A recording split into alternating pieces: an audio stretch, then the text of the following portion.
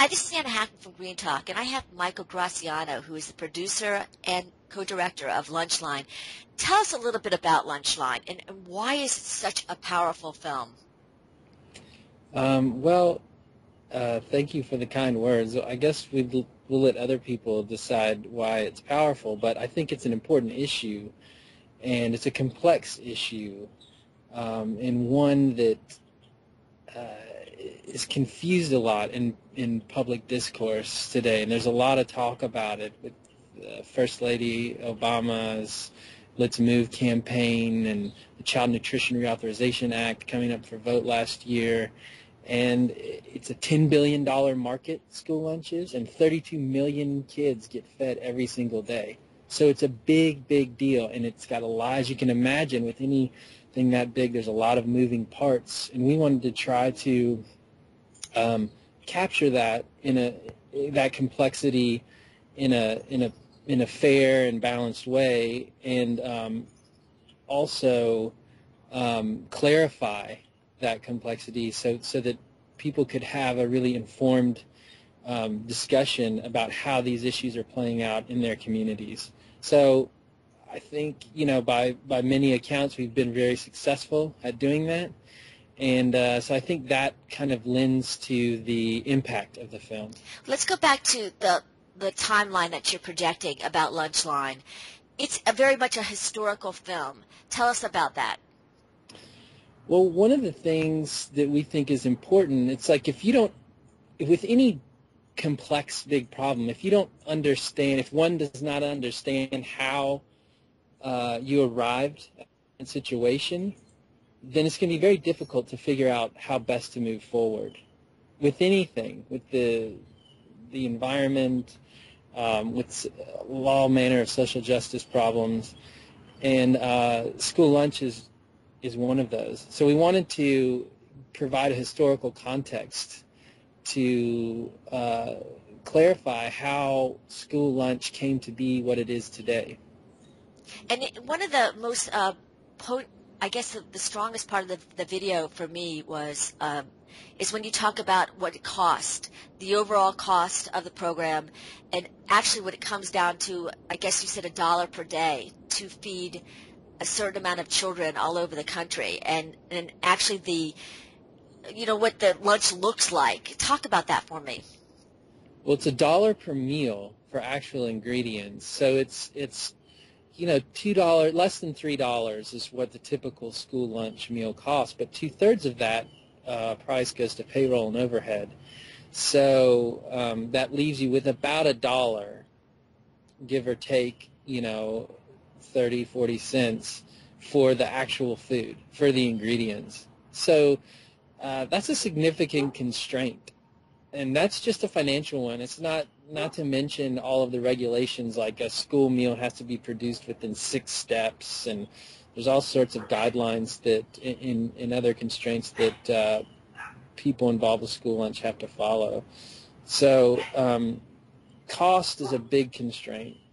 And then, on the scale that school lunch is on, it complicates things further, because it's not simply about, let's get a better meal, each isolated meal. You have to think of it in the aggregate. So it's 32 million meals a day, every single school day. So at that scale, price and cost becomes even more complex. But there's some advantages there too. It's not simply, just all negative. But there was also a lot of political turmoil that you showed in the film. Can you tell us about it? Sure. Well, there was a lot of political turmoil, and anytime you're dealing with this kind of money and big social program, there's always going to be interests that have a position on that. And it's interesting, though, one of the things that we like to focus on rather than the turmoil is the positive lessons that we can learn from school lunch. So it was started in 1946 really by this strange alliance of segregationist Southern Democrats who were really kind of functioned like a third party in the United States, and these New Deal liberals from California and some northern states.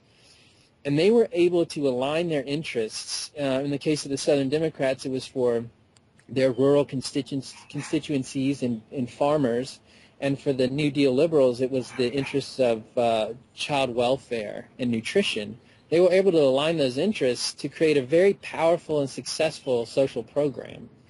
We don't see, in today's political climate, you don't see that kind of collaboration and compromise happening, but it's possible. It's possible. If these guys who couldn't have been politically further apart on many sort of social issues could come together and make this program work, then we can do similar things today. Where do you think that the lunch line could be made better? Where's the challenges? There are a few challenges, I think, that have been persistent in the program. One is economic, that there's significant financial constraints on these cafeterias. One is a kind of institutional or labor challenge. When many food service workers today, there's a joke, a kind of wry joke, that many of them, their primary cooking tool is a box opener. So people aren't actually cooking, and part of that is a skill issue, and also part of it is a resource issue. The kitchens aren't equipped to actually have people cook. But I think one that I think is significant and that can be changed at the school level, the district level, the state level, federal level. I mean, I think there could be interventions all over, but this is an area where people at a local school can be empowered to make some change, is the issue of competitive foods. So there's all these vending machines with candy bars and candy and Pop-Tarts and all these things, and also this kind of fast food that comes from external vendors that is not under the purview of the Department of Agriculture or the school lunch program. So they don't have the same sort of nutrition requirements that a regular school lunch has. And those foods are in direct competition with the school lunch. So, if a kid has a choice between some supercharged, greasy hot dog cheese thing, whatever that Frankenstein of food would be that kids love. And then, admittedly, I'll eat stuff like that too. And a sort of balanced, healthy meal from the school lunch program. I mean, left to their own devices, what are kids going to choose? It's not surprising. But many times people think that all of that stuff is the school lunch program, and it's not. A lot of it is, and that's driven by profit for these big companies that process the food. And it can be, Pizza Hut can get into a school, and it seems like a good deal for the school lunch program, but at the end of the day, it's I'm not sure that it is good for the kids or actually that financially beneficial for the school. So I think and there are some schools where people parents groups have worked with the administration of the school to ban competitive foods outright, and so they can really focus on the school lunch program. And I think that's one thing. Talk about the kids. You have I call it weaving in and out about these children that came and I assume they were in a culinary contest that they were able to make a meal for $1, and they actually won for their chicken jambalaya. Tell us a little bit about that. I'm going to actually put them on the screen. Yeah, these kids were great. They come from a school on the south side of Chicago that is 98.9% or 99.8% free and reduced, which means that almost everyone in the school participates in the school lunch program, and they do so, at a reduced price. And, school lunch, interestingly, school lunch is the primary measure for poverty in the United States. So they tally poverty by monitoring how many people apply for free lunch, because you have to hit a certain economic level to qualify. I just want to interject because I think people don't really understand what that means when you get a free lunch. Sometimes this is the only meal some of these kids are actually getting. Yeah, I mean, in many cases, actually, for kids who participate in the school lunch program, um, a vast majority, that it's one half to two-thirds of their calories, of the calories they get in a day, come from the school lunch program. So it's very important, especially for the kids who are at the poverty level, who get the lunch for free. For many of them, that's the only meal they get in a day. And then when they, and we heard this over and over again from school lunch administrators and from students, some of those kids, when they finish lunch on Friday, there's a real likelihood that they won't eat again until Monday morning at school breakfast. So it's an important thing. And the kids in our film, they're from a school district on the south side of Chicago that represents the type of student who is, because of socioeconomics and all sorts of other things, they represent the students who are most affected by changes to the school lunch policy. So we felt like it was very important to include their perspectives and their voices in the film. And the specific kids that we feature are, they're really great, really dynamic and interesting. And despite all of the challenges by which they're confronted, have gone on to be successful and hardworking, positive members of society. Now, the one thing that I wanted to also bring back was, and I'm not sure we really covered it very well, is when we talk about this being their only meal, there's a nutrient requirement by the USDA for them to eat a certain amount of calories. And throughout the movie you were interjecting about what that really means, because when you lower the amount of fat that you have in your meal, you have to substitute it with other calories, which was, desserts and things like that. So one of the studies that I thought was so interesting was the University of Chicago study that was done on school lunches versus kids who bring their lunches. Can you talk briefly about that? Yeah, well, I should say up front that through petitioning of the current administration and the efforts of Ms. Obama and other groups with the concern for child welfare at their center, some of the requirements have changed. This year they've instituted new rules where they finally put a calorie cap, because it used to be that there was only a minimum number of calories, but no maximum. And so, as Ann Cooper mentions in the film, that created real problems for child nutrition, when you could give a kid 2,500 or 3,000 calories in a single meal, and a lot of that is from sugar. So, with high fructose corn syrup and all these other things that we now know are not so great for our health.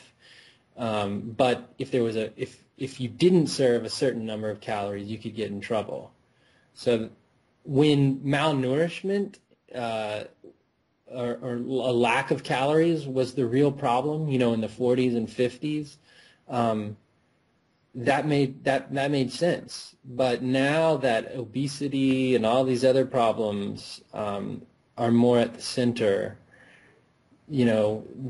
we need to change accordingly. And some of those rules, like I said, are now in place. So are those rules helping the fact that, I guess that University of Chicago study was showing that kids were more likely to, as they grew, be more likely to be obese than people who brought their own lunch? Were those new rules kind of changing that as well, or is that still based on the quality of the food?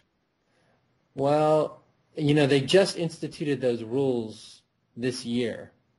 So I don't know when they'll go into effect or what kind of long-term outcomes they'll have, but I mean, it will definitely help. And what the economist we talked to she's actually at Northwestern now, but she was at University of Chicago at the time, what her study showed was that kids who participated in the school lunch program were more likely to be obese by the time they reached fifth grade, like statistically significantly more likely to be obese by the time they reached fifth grade than kids who brought their own lunch. And something, I think it's up to like 17 or 18% of kids in the United States are overweight and obese. And what she's saying is it counts for that participation accounts for about 1%, 1 to 2% of that overall increase in obesity. But that matters. As she says, that matters. That's not insignificant. Yeah, it was when she read that, talked about that study on your movie, that really hit home. And one other issue that I was seeing as well was the cost, because a lot of people were talking about, why can't we just bring organics in and local? And I'm the first one that's on that side saying, let's bring locally food and organic, and you presented the challenges of that as well. Talk about that briefly as well. Yeah, well, I think, as I mentioned before, we're talking about a kind of, really difficult scale. So 32 million kids every single day. In a very practical way, even if the Chicago public schools wanted to go all organic, there's not enough organic produce in the country to meet what they just that one school district would need. So it sort of reveals something about so school lunch is interesting because it touches every part of our food system. So if you try to make a big overhaul like organic or whatever, then it reveals challenges or shortcomings in the entire food system. So we thought that was interesting. So yeah, so in a practical way, there's not enough organic produce to do that. But in another way, it's just at that scale, it's not affordable. Yeah, but I think what Anne is it. I'm going to say her last name wrong. Anne brought up in the video that just bringing in fresh fruits and vegetables, whether they're not local or not, just getting food in versus processed food would really be a significant change. Did you feel that as well? Yeah, and that's very reasonable. What she says, I think, makes a lot of sense. It's like, let's just get food in. It's not hyper processed. It's not pumped full of preservatives and trans fats and high fructose corn syrup. Let's just start with getting kids fresh food. And then once that hurdle is overcome, then you can start to figure out how to improve maybe, the source of the food. That makes a lot of sense to me. And that's not such a radical position at all. But I think there also was a lot of tug and pull on the cost of the meal. Like some people felt that we need to increase it, we need to look at our future. I mean, that was a very big prevailing theme for me in your film, is that we need to look at our future, our kids. Now, from a personal perspective, why did you make this film? We actually sort of backed into the film. We started developing a project that was focused on one small school, this one organic school project that was going to be in this one small school in Chicago public schools, and they were going to do this experimental thing where they served all organic meals at this one school for a year. And we thought, that'd be interesting to follow, just because they're trying to do something different, and the kids might be interesting on camera. And undoubtedly, when you try to do something different, there's always some kind of turmoil emerges. So that's kind of how we got into it. But once we started working on that project, we realized that school lunch begs much bigger questions than this one small project was yielding answers to. So then that's when we decided to open it up to these other people who could provide a context for what we were seeing. And what do you want your viewers to take away from this? What is the gut that you want them to do? Well, I think there's a few things. Probably the top three would be one, to know that it's not so easy. One of the main question that was driving us once we decided to open the film up to this broader story, the main question that was driving us was, why is it so hard to do something that seems so obvious, which is to feed kids better food? And the thing that we realized in making the film is that it's hard because it's not so obvious what the right thing to do is when you're talking about 32 million kids, at this scale. So that's one thing, to recognize that it's a complex, difficult problem. The second thing is, though, that being said, you can do a lot. School lunch is one of those things where a small group of motivated people at a local community level can really make substantive change. So get involved at your child's school. Figure out all schools are supposed to have a wellness committee. So figure out when that wellness committee meets and get involved and eat lunch with your kids. See what they're eating, see what the thing is, what the problems may be, and possible solutions. You can make a big difference at the local level on this issue. And then the final thing with regard to all of that is that the administrators and the school lunch providers are not the enemy. They need to be partners in making improvements. I think many of them care about the kids. They have an incredibly difficult job. They have a great deal of responsibility, and the compensation is not always equal to the level of responsibility that they have, and their labor is often devalued in our society. So I would say work with them, get to know them, and figure out how you can help. And you would be surprised the kind of improvements that can be made.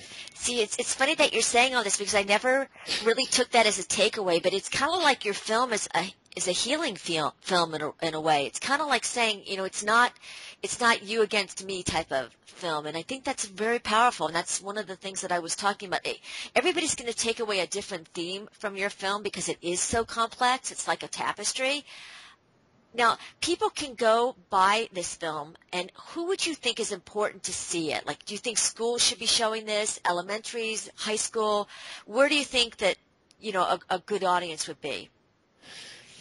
Yeah, you can, the film is available. So we have just copies of the film available to watch at home on DVD, but we also have screening kits available for as little as $50, but that includes a copy of the film and a license to show it to an audience, and educational materials and some other sort of goodies in there. And that, we've screened the film in more than 300 cities around the country, and it has really been a catalyst for a productive conversation. It's a way, the film provides a platform for people who may not always talk to each other and may, at least on paper, be on different sides of the issue. It's a way to bring those people together and have a real conversation about how to do things in that community, how to improve things in that community. And as you said, our hope was to clarify the issues in order to facilitate this kind of informed conversation. And hopefully we've done that. And if you go to lunchlinefilm.com, you can order people can order screening kits there, or you can email lunchlinescreening@gmail.com for more information. Michael, this was a wonderful film, and sometimes I think things take a life of their own for a reason, and you're just part of the journey. And it opens up the discussion, and you did it in such a way that it shows all the sides. It's not a us against them type of film, and I think that's what made it so powerful, in my opinion. Well, It thanks. really showed all the situation, and it didn't point fingers. It didn't say. It just said, "This is the problem. Come on, guys, we got to fix this." And I am so glad that this lunch line grabbed you by the horns and got you to do such an immense, complex video. Or movie. Sorry, I keep saying video, but it's a movie. Everybody, Michael, again, say your URL. You can go to lunchlinefilm.com or facebook.com/lunchlinefilm. So again, visit Michael's site. I think there's a little bit of a trailer on there. There's pictures. It's a really great site. And get a showing or have it in your home or buy the video for you just to see it. It really, it's jaw-dropping. And I don't want to be like I'm like brown-nosing on this film, but I really sat last night and watched it, and I said, this is a great film. So thank you, Michael, so much for taking the time to interview with me today and bringing up such an important issue. Well, thank you for having me on, and I just also want to say in closing that I co-directed this film with Ernie Park, and he has a real artistry. So many of the most artful elements of that film are created by him, and also. You can go to ujifilms.com. That's our company, ujifilms.com, to see a bunch of the different projects we're working on.